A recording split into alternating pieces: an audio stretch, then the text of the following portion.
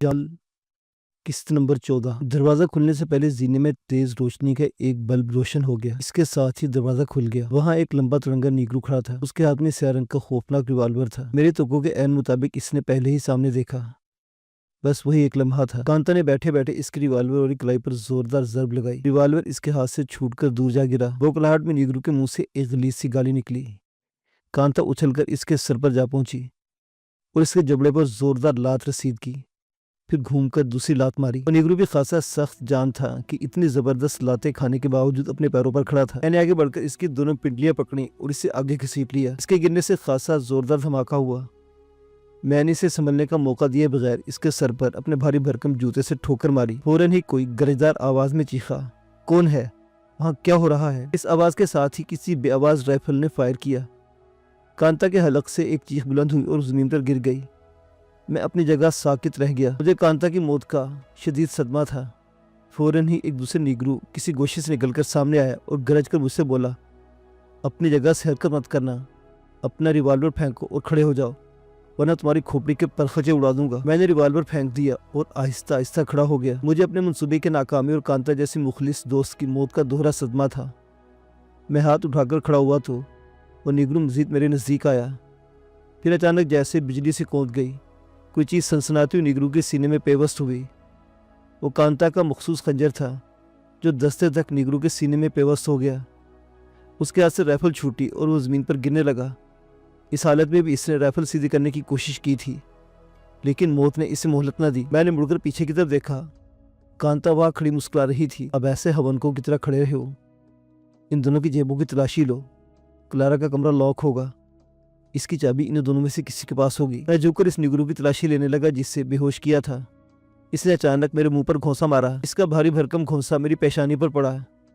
मेरी आंखों के सामने नीले पीले दायरे रक्स करने लगे और मैं पीछे की तरफ लुढ़क गया। नीग्रो बरकी सूरत से उठा और मेरी गर्दन दबोचना चाही, लेकिन वो यूं रुक गया जैसे बैटरी से चलने वाले किसी खिलौने की बैटरी कमजोर हो जाती है। इसका सबब भी फौरन मेरी समझ में आ गया। वो औंधे मुंह गिरा तो इसकी पुष्ट में भी कांता का खंजर दस्ते तक धंसता हुआ नजर आया। कांता ने बिजली किसी तेजी से मरने वाले नीग्रो के सीने से खंजर खींचकर इसकी पुष्ट में घोंप दिया था। वो बुरी तरह तड़पा फिर साकित हो गया। वह खून का एक तालाब सा बन गया था। कांता के कपड़ों और हाथों पर भी खून था और कुछ खून मेरे कपड़ों पर भी लग गया था। कांता ने इंतहाई मुहारत से इस नीग्रो की तलाशी ली जिसे इसने पहले मौत के घाट उतारा था। मैंने दूसरे मरने वाले की तलाशी ली तो मुझे उसकी जेब से 3 चाबियों का एक कीरिंग मिला। कांता ने इन दोनों के रिवॉल्वर्स पर भी कब्जा कर लिया और इस नीग्रो की राइफल भी उठा ली। अपना खंजर वो पहले ही मुर्दा नीग्रो की पुष्ट से निकाल चुकी थी। तो सरगोशी में मुझसे बोली, मुमकिन है यहाँ कोई और गार्ड भी हो, इसका इम्कान बहुत कम है, लेकिन फिर भी हमें मुहतात रहने की ज़रूरत है। ये कहकर वो कमरों की तरफ बढ़ गई। ऊपर जितने भी कमरे थे इन सबको देखने में तो सुबह हो जाती। एक कमरे के दरवाजे की दर से रोशनी की एक मध्यम सी लकीर बाहर निकल रही थी। कॉरिडोर में तेज रोशनी का बल्ब रोशन था, इसलिए वो रोशन लकीर पहली नज़र में दिखाई नहीं देती थी। मैंने इसी कमरे का दरवाज़ा खोलने का फैसला किया। इसका दरवाज़ा लॉक था। मैंने नीग्रो की जेब से निकलने वाली चाबी ताले में लगाई तो लॉक नहीं खुला। अचानक मुझे सीढ़ियों पर आहट महसूस हुई। वो आवाज़ कांता ने भी सुन ली थी। सरगोशी में बोली, मैं जीने के दरवाजे की तरफ जा रही हूँ, तुम लॉक खोलने की कोशिश करो। वो तेज़ी से बाहर की तरफ चली गई। मेरे हाथ पांव फूल गए। मैंने दूसरी चाबी लगाई तो लॉक खुल गया। मैंने बेताबी से दरवाज़ा खोला और अंदर दाखिल हो गया। कमरे में नीलगु रोशनी वाला सेवर रोशन था। इस कमरे की रोशनी में मरियम दिखाई दी। वो खौफजदा अंदाज में दरवाजे की तरफ देख रही थी। मुझे देखकर इसकी आंखें हैरत से फैल गई। वालियाना अंदाज में बेड से उठी और दौड़कर मुझसे लिपट गई। तुम ठीक तो मरियम? मैंने जज्बात से थरथराती आवाज़ में पूछा। मरियम मेरे सीने से लिपटी हुई सिसक रही थी। मुझे अचानक ख्याल आया कि अभी खतरा हमारे सर पर मंडरा रहा है। मैंने मरियम से कहा, मरियम प्लीज़ अब रोना धोना बंद करो, हम लोग इस वक्त शदीद खतरे में हैं। मैंने इसे अपने सीने से अलहदा किया और बोला, बस अब चलने की तैयारी करो, अपना कोट और जूते पहन लो। मरियम ने इंतहाई उजलत में जूते पहने और कोट पहनकर चलने को तैयार हुई। मैंने दरवाजे के पास जाकर बाहर की सुनगुन ली और बिल्कुल सन्नाटा था। मुझे कांता की सरगोशी सुनाई दी, बाबर खतरा टल गया है, बाहर आ जाओ। मैं मुहतात अंदाज में बाहर निकला। मरियम मेरे पीछे पीछे थी। इसने एक रिवॉल्वर मेरे हवाले किया और खुद दोनों हाथों में रिवॉल्वर्स लेकर जीने की तरफ बढ़ी। राइफल इसने शाने पर लटका ली थी। इसके हाथ में जो रिवॉल्वर थे इनकी नाल जरूर से कुछ ज़्यादा ही लंबी थी। मैं समझ गया कि इन रिवॉल्वर पर साइलेंसर फिट है। ये कौन है बाबर? मरियम ने पूछा। इसका इशारा कांता की तरफ था।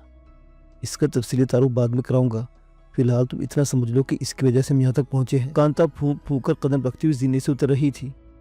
हम जो ही जीने से उतरे, दो आदमी हमारे सामने आए। वो दोनों महल के सिक्योरिटी गार्ड थे। इससे पहले कि वो संभलते, कांता ने बेआवाज फायर करके पलक झपकते में इन दोनों को ढेर कर दिया। चलो अब बाहर की तरफ, कांता ने कहा। अब सबसे बड़ा मसला वहां से बाहर निकलने का था। हमारी गाड़ी पोर्च में थी, लेकिन अगर बरामदे में साइमन का कोई मुलाजिम होता, हमारे साथ मरियम को देखकर चौंक उठता। मैं साइमन के बेडरूम से ब्रीफकेस लेकर आती हूँ, कांता ने कहा। वो 1 मिनट से भी कम वक्त में ब्रीफकेस लेकर वापस आ गई। इसलिए ब्रीफकेस मरियम के हवाले कर दिया, क्योंकि हम दोनों के हाथों में रिवॉल्वर थे। हम बहुत मोहतात अंदाज में बाहर निकले। पहले मैंने मरियम को गाड़ी में बैठने का इशारा किया, फिर मैं और कांता भी लपक कर गाड़ी में बैठ के। मरियम अकबी नशीस पर थी। मैंने इससे कहा कि वो अकबी नशीस के पायदान में दुबक जाए। कांता ने राइफल शाने से उतारकर मेरे हवाले कर दी थी। मैंने इसे पहलू के साथ लगाकर यूँ रखा था कि वो बाहर से किसी को नजर नहीं आ सकती थी। कांता ने गाड़ी का इंजन स्टार्ट किया और इसे सुस्त रवि से चलाती मरकजी दरवाजे की तरफ बढ़ी। मेरे आसाब सख्त कशीदा थे। मैंने दोनों रिवॉल्वर सीट पर अपने नीचे दबा कर रख लिए थे। मैंने फौरी तौर पर निकाल भी सकता था। हमारी गाड़ी की हेडलाइट्स देखकर मेन गेट पर खड़े हुए गार्ड मुस्तैद हो गए। कांता ने गाड़ी की रफ्तार बहुत कम कर दी।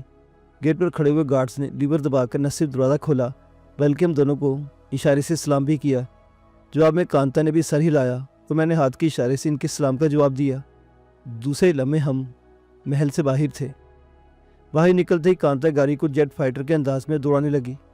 मैंने मरियम से कहा, अब तुम भी आराम से सीट पर बैठ जाओ। फिर मैं कांता से मुखातिब हुआ, इतनी बर्फ रफ्तारी मत दिखाओ। यहाँ की हाईवे पुलिस बहुत मुस्तैद है। किसी पेट्रोल कार ने हमारी तेज़ रफ्तारी देख ली तो हम खामखा मुसीबत में पड़ जाएंगे। कांता ने गाड़ी की रफ्तार कम कर दी। मैंने बाहर देखते पूछा, ये हम जा कहाँ रहे हैं? ब्लैकबर्न एयरपोर्ट की तरफ, इसने जवाब दिया। एयरपोर्ट? मैंने पूछा कि तुमने किसी फ़्लाइट में सीटें बुक कराई हैं?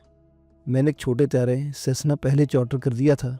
कांता ने कहा, हम फौरी तौर पर यहाँ से निकल जाएंगे, वरना साइमन फ़ौरन ही इस शहर की नाकाबंदी करवाएगा। तो क्या तुम्हें यकीन था कि मरीम को वहाँ से लाने में कामयाब हो जाएंगे? मैंने पूछा। मैंने वो तैयारा 3 दिन के लिए चार्टर किया है, कांता ने हंसकर कहा। मुझे इतना यकीन ज़रूर था कि हम आज नहीं तो कल या परसों अपने मिशन में कामयाब हो जाएंगे। एयरपोर्ट पहुंचकर कांता ने गाड़ी पार्किंग लॉट में छोड़ी। तमाम असला इसने रास्ते में मुख्तलिफ जगहों पर फेंक दिया था। वहाँ पहुंचकर मुझे अचानक याद आया कि मेरा तमाम सामान तो होटल में ही रह गया है। इसमें मेरे और मरीम के पासपोर्ट समेत तमाम ज़रूरी कागजात भी थे। कांता, मैंने कहा, हमें होटल जाना पड़ेगा। क्यों? कांता ने पूछा फिर मुस्कुराकर बोली, सामान की फ़िक्र मत करो, हमारा सब सामान यहाँ पहुँच चुका है। इसने सेलफोन निकालकर किसी का नंबर मिला और बोली, सरदार जी आप कहाँ हैं? अच्छा, वेरी गुड, हम उसी तरफ आ रहे हैं। सिलसिला मुनक़ते करने के बाद वो मुझसे बोली, बाबर हमारा सामान यहाँ पहुँच चुका है और सरदार जी लाउंज में हमारा इंतज़ार कर रहे हैं। हम लाउंज की तरफ बढ़े। मरियम बिल्कुल खामोश थी, वो बस मशीनी अंदाज में हमारे साथ चल रही थी।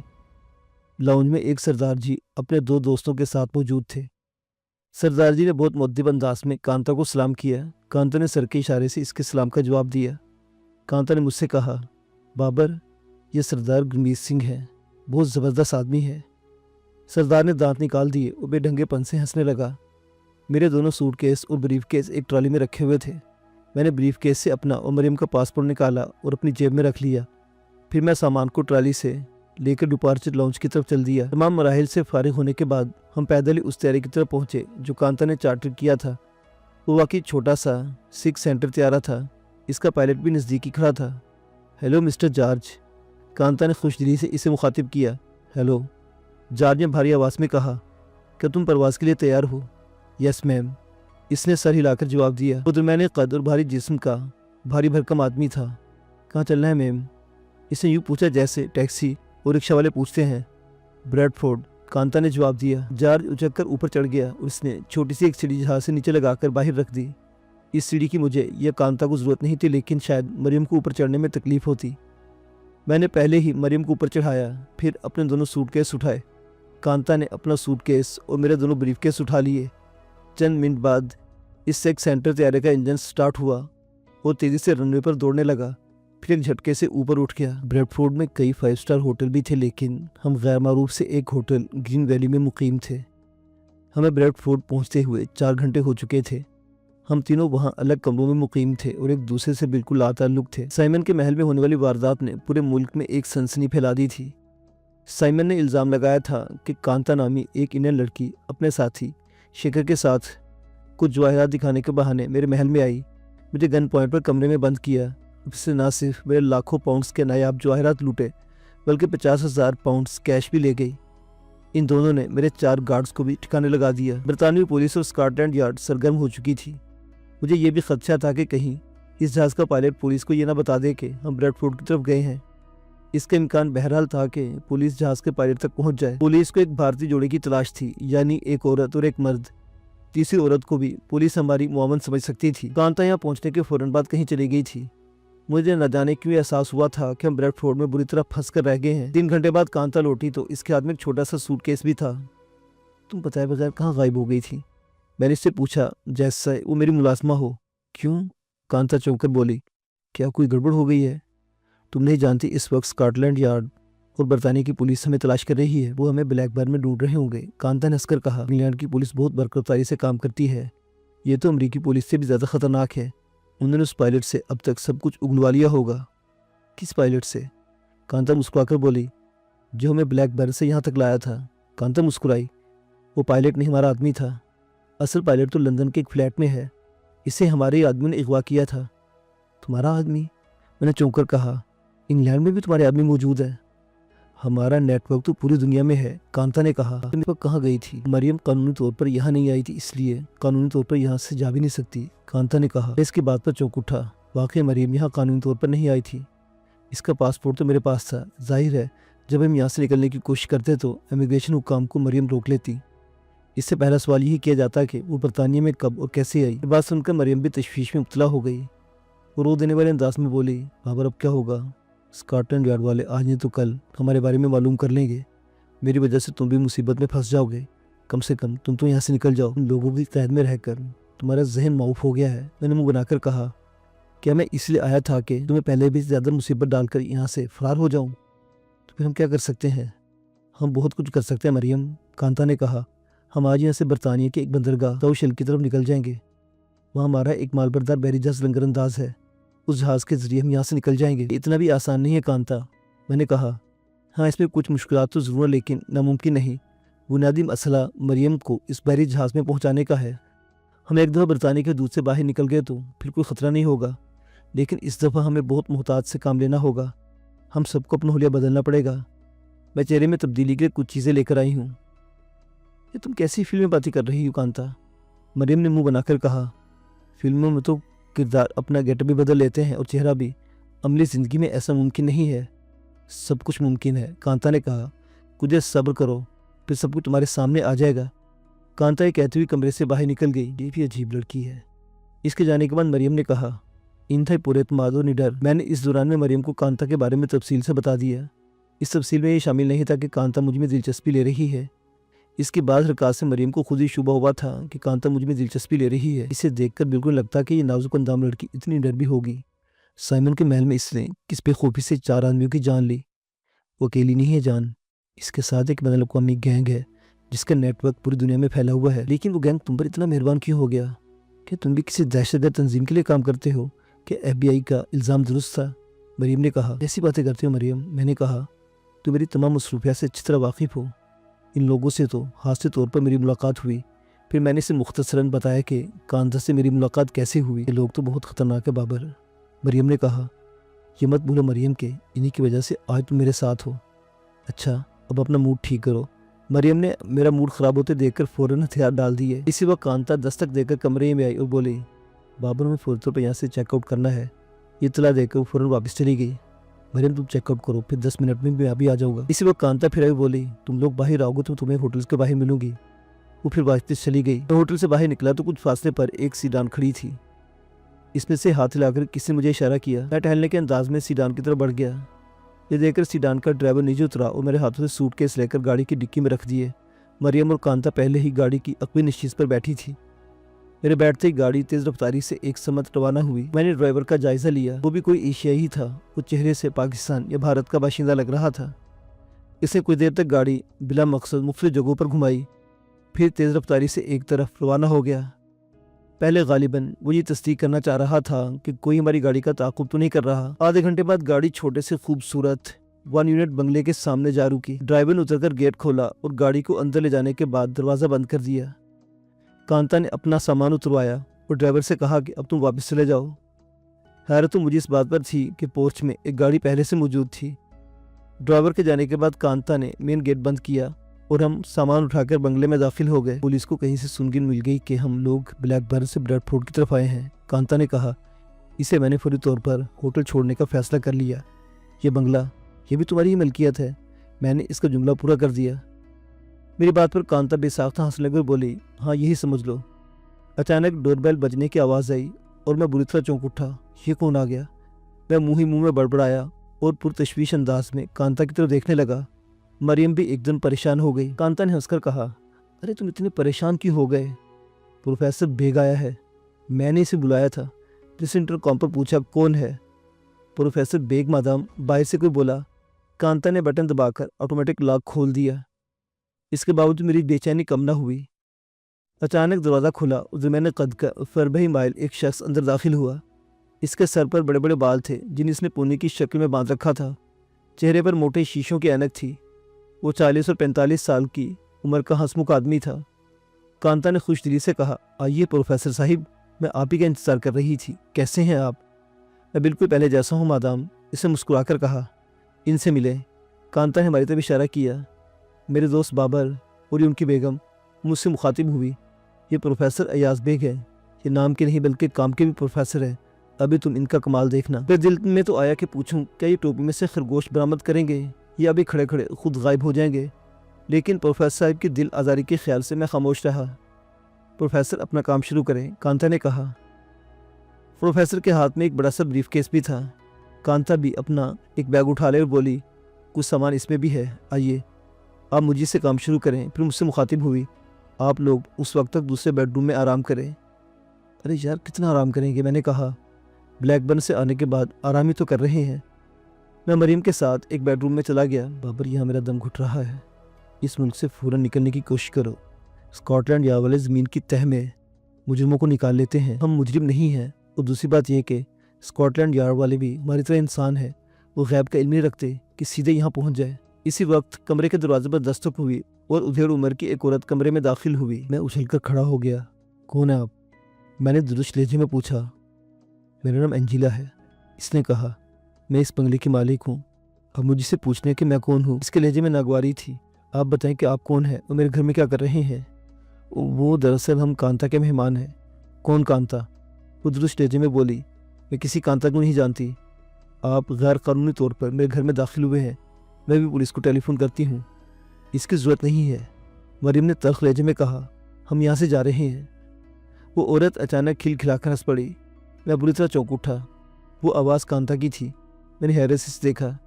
इसके बालों का स्टाइल और रंग मुख्तलिफ था। इसकी आवाज़ मुख्तलिफ थी। चेहरे की रंगत में भी वो शदाबी नहीं थी और चेहरे के नकूश भी खासे मुख्तलिफ थे। धोखा खा गए ना? कांता ने मुस्कुराकर कहा, यही प्रोफेसर बेग का कमाल है। अब मेरे ख्याल में मरीम को इनके पास भेज दो। इसने मरीम को जाने का इशारा किया। मरीम के जाने के बाद मैंने कहा, ये प्रोफेसर वाकई बाकमाल आदमी है। ये पहले मुंबई में थे। वहाँ फिल्म इंडस्ट्री में मेकअप आर्टिस्ट थे। फिर ये बॉलीवुड चला गया। वहाँ इसने कई बड़े बड़े डायरेक्टर के साथ काम किया। गुज़श्ता 18 साल से प्रोफेसर यही काम कर रहा है। बास ने इसकी फ़नी मुहारत देखी तो इसके साथ काम करने की ऑफ़र की। प्रोफेसर भारी मुआवजे पर राज़ी हो गया। लेकिन ये काबिल एतबार भी है या? हमारे पेशे में राजदारी पहली शर्त होती है। जो लोग हमसे गद्दारी करते हैं वो ज़्यादा दिन जिंदा नहीं रहते। ये बात प्रोफेसर भी अच्छी तरह जानता है। वो गुज़श्ता 5 साल से हमारे लिए काम कर रहा है। आज तक इसकी कोई शिकायत मौसूल नहीं हुई। क्या तुम ये कपड़े भी अपने साथ लाई थी? मैंने पूछा। हाँ, मैंने आज ही तो मुख्तलिफ लिबास और दूसरा सामान खरीदा है, कांता ने जवाब दिया। अचानक कमरे में एक सियाफाम औरत दाखिल हुई। इसे चुस्त जीन और जैकेट पहन रखी थी। बालों और आंखों का रंग भी चेहरे की तरह सियाह था, लेकिन जिस्म इंतहाई खूबसूरत सांचे में ढला हुआ था। मैं इसे देखकर चौंक उठा। मैं कुछ कहना ही चाहता था कि वो बोल उठी, मैं कैसी लग रही हूँ बाबर? मैं उछलकर खड़ा हो गया। मरियम, ये तुम हो? हाँ, लेकिन मैं कांता की तरह अपनी आवाज़ नहीं बदल सकती। मरियम हंसकर बोली। इसकी स्याह रंगत पर सफ़ेद दांत अजीब से लगे। इसके जिस्म का हर हिस्सा स्याह था, या मुमकिन है सिर्फ चेहरा, गर्दन और हाथ ही स्याह हों। मैं इसका हाथ पकड़कर गौर से देखा। इसकी जिल्द वाकई ऐसा स्याह लग रही थी जैसे वो पैदाइशी सियाफाम हो। उस बेडरूम की तरफ बढ़ गया जहाँ प्रोफेसर बैठा था। इससे बाबर, मेरे ख्याल है कि आपको भी नीगू बना दूँ। प्रोफेसर ने कहा, मुझे अब नीगू बनाए, नॉट ऑलियन, बस कोई पहचान ना सके। ओके, प्रोफेसर ने कहा। फिर मुझे एक बोतल देकर बोला, आप ये बोतल लेकर बाथरूम में चले जाएं। इसमें ऐसा लोशन है जो आपकी जिल्द 10 मिनट के अंदर अंदर स्याह कर देगा। इसे आप अपने पूरे जिस्म पर लगा लें। बाजू का सिर्फ चेहरा, हाथ और जिस्म के खुले हिस्से स्याह करने से भी काम चल जाता है, लेकिन मैं चाहता हूँ कि आपका मेकअप परफेक्ट हो। मैं वो बोतल लेकर बाथरूम में चला गया। इस बोतल में शहद की तरह गाढ़ा महलूल था। मैंने इसे अपने चेहरे, गर्दन, बाजुओं, पैरों, गर्द जिस्म के हर हिस्से पर अच्छी तरह मल लिया। मैं बाथरूम से निकला तो मुकम्मल तौर पर सियाफाम था। प्रोफेसर मुझे स्टूल पर बैठने का इशारा किया जो ड्रेसिंग टेबल के सामने रखा था। इसने पहले मेरे ब्राउन बालों को स्याह किया, फिर कोई लोशन लेकर मेरे बालों पर लगाया और सर की मालिश करने लगा। चंद मिनट में मेरे बाल नीग्रोज की तरह घुंघराले हो गए। इसने मुझे एक हाई नेक दी और जीन्स पहनने को कहा। इस पर मैंने ब्राउन कलर का पुराना सा कोट पहन लिया जिसकी कोने पर चमड़ा लगा हुआ था। इसने मेरी आंखों में स्याह रंग के लेंस भी लगा दिए। अब कोई भी मुझे बाबर खान के हैसियत से नहीं पहचान सकता था, और अगर हम इस मेकअप को ख़त्म करना चाहें तो। इसने एक और बोतल निकाली और बोला, इससे आपकी जिल्द साफ़ हो जाएगी, लेकिन इसे इंतहा मजबूरी के आलम में इस्तेमाल कीजिएगा क्योंकि इससे आपकी जिल्द में सोजिश भी पैदा हो सकती है। इसके बाद 2-3 दिन तक आपको शदीद तकलीफ महसूस होगी।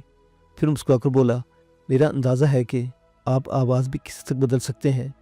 कोशिश कर सकता हूँ, मैंने बदली आवाज़ में कहा।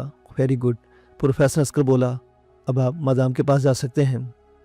प्रोफेसर साहिब, मैंने हंसकर बदली आवाज़ में कहा, एक बात बताइए, आपका चेहरा असली है या आपने भी कोई मेकअप कर रखा है? इस वक्त तो मैं इसी चेहरे के साथ हूँ जैसा अल्लाह ने मुझे बनाया है। प्रोफेसर हंसकर बोला और एक मरतबा फिर मुझे लोशंस के बारे में बताने लगा। मैं वहाँ से बाहर निकलकर मरियम के पास पहुँचा तो मुझे हैरत से देखने लगी। इतनी हैरत से क्या देख रही हो? मैंने बदली आवाज़ में कहा। तुम क्या समझती थी कि जैक्सन इतना बेबस है? मजाक छोड़ो बाबर, मरियम ने कहा। मैं तो बाबर, मैंने नफरत भरे लहजे में कहा। कहाँ से है बाबर? अगर मुझे मिल जाए तो पहले मैं। बकवास बंद करो। मरियम ने अचानक रिवाल्वर निकाल लिया। मुझ पर तो पहले ही 4 आदमियों को कत्ल का इल्ज़ाम है, तुम्हें भी कत्ल करके यहाँ कोई फ़र्क नहीं पड़ेगा। इसने रिवाल्वर का सेफ्टी केज हटा लिया। फायर मत करना, मैं घबराकर अपनी असल आवाज़ में बोला। मरियम और कांता बेख्तियार हंसने लगी। इन दोनों के चेहरे मेकअप की वजह से इंतहा दिलकश नहीं रहे थे, लेकिन आवाज़ में अब भी नगमगी थी। मेरे पास रिवाल्वर कहाँ से आया? मैंने बुरा सा मुंह बनाकर पूछा। इन दोनों के हंसने पर मुझे गुस्सा आ गया था। तुम क्या समझ रहे थे कि मैं बेवकूफ़ बन जाऊंगी? मरियम ने हंसते हुए कहा। ये रिवाल्वर मुझे कांता ने दिया है। दरवाजे पर दस्तक देकर प्रोफेसर बेग अंदर आ गया। मादाम, अब मुझे इजाज़त दें, मैंने मेकअप के बारे में बाबर साहब को सब कुछ बता दिया है। ओके प्रोफेसर, कांता ने मुस्कुराकर कहा। आपका बहुत बहुत शुक्रिया। प्रोफेसर अपना ब्रीफकेस उठाकर वहाँ से रुखसत हो गया। अब तुम लोग भी जलने की तैयारी करो, कांता ने कहा। हमें क्या तैयारी करना है? मरियम ने जवाब दिया। चलो हम तैयार हैं। हम यहाँ से पोर्ट साउशल जाएंगे, वहाँ से एक मालबरदार बहरी जहाज़ में यहाँ से निकल जाएंगे। हमने सूटकेस वहीं छोड़े और अपना सामान बड़े बड़े 3 सफरी बैग में भर लिया। ऐसे बैग अमूमन सियाह अपने पुष्ट पर लादे फिरते हैं। मैंने मरियम का बैग जानबूझकर हल्का रखा था। उतनी मुशक्क़त की आदि नहीं थी। हमारे पास सिर्फ 3 रिवाल्वर और उनके फाजिल राउंड थे। ये रिवाल्वर भी गालिबन कांता ने ब्रेडफोर्ड से आने के बाद ही हासिल किए थे। वो अपने बैग उठाकर बाहर निकल गए। बंगले के पोर्च में एक गाड़ी खड़ी थी, लेकिन कांता ने इसे नज़रअंदाज कर दिया। मेरा ख्याल था कि बाहर भी कोई गाड़ी होगी, लेकिन बाहर भी कोई गाड़ी नहीं थी। हमें यहाँ से कुछ दूर तक पैदल चलना पड़ेगा, कांता ने कहा। फिर हम लोग पैदल ही एक तरफ रवाना हो गए। कांता हमसे कुछ फासले पर चल रही थी। मैं मरियम के साथ था। मुअज़्ज़िज़ सामीन व नाज़रीन, दास्तान अभी जारी है।